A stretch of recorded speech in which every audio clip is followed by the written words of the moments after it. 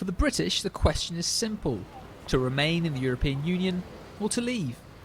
But as the UK decides which way to go on its future membership of the European bloc, it's not just Britons at home taking an interest in the referendum. Here at the British Bombardier pub in Paris, expat Jessica Story works as a barmaid. She arrived in the city last year in search of a new way of life, but that could all become harder with a Brexit. Working in France is really great because it's like kind of a 35-hour work week. I mean, when I was in the UK, I was doing the same number of hours and studying, so I was doing that as a part-time job. And yeah, I'm really enjoying working here actually. The culture of working is a little bit different. It's more actually having time for leisure and family and friends is actually kind of just recognised, and I really enjoy it compared to England. It wouldn't be so easy to get here because as it was, I just turned up, I got on a bus and I went to France and I got off the bus and I went and handed the CV and I got a job. I don't think it would be that simple if Britain left. And it's not just Jessica who'd be affected by a Brexit. Estimates say that over 2 million Britons live here in Europe, and that's a population size greater than any UK city bar London. They face uncertainty over things like pensions, currency fluctuations, and their ability to live and work freely in the European Union. The pound has already slumped to its lowest level against the euro in over a year in wake of the referendum, and banks such as HSBC and UBS are warning that a Brexit could see the pound hit parity with the euro. This could spell pain for British expats.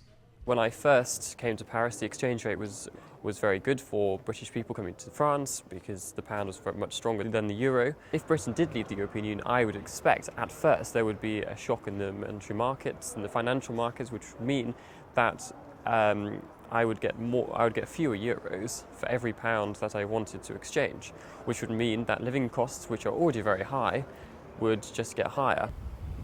At this WH Smith in Paris, the question of Brexit looms ever present. But for those who come here to stock up on British favourites such as Jacob's crackers, Rich Tea biscuits, Yorkshire tea and even Marmite, it remains to be seen how easy it would be to import British goods into the EU if Britain voted to leave. The president of the Franco-British Chamber of Commerce, which promotes business ties across the Channel, was pessimistic about the effects of a Brexit. Let's be very, very clear. If Britain was to leave, the impact from an economic point of view is probably going to be the same as the 2008 crisis. Basically, all of our business would suddenly be under some type of trade agreement, which could mean tariffs as well as barriers. So I think there's a cost of doing business which isn't there today. For individuals, Lewis sees elderly expats as most at risk from a declining pound post-Brexit. If Britain was to leave, probably there would be a reduction, and it will therefore affect people who are pensioners and are only receiving their UK pension and don't have any other income. So yes, it would badly affect people for some time. With so much at stake in the referendum for expats, British embassies across the world have been encouraging them to register to vote, but some estimates say that less than 10% have done so. The problem is I haven't registered to vote. I think the voting system has changed for students, and I have no idea actually when I'm going to register or how I'm going to register. Tom is eligible to vote, but many expats aren't because they've been away from the UK for too long. After 15 years, I lose my chance to vote. And I think it is a shame, primarily because at highest estimates there's 3.5 million people who are British, who are living outside of the UK at the moment, who have a very strong bond and relationship back to the UK, who have no say in this. That means it's down to the likes of Jessica to represent the views and interests of British expats on the continent.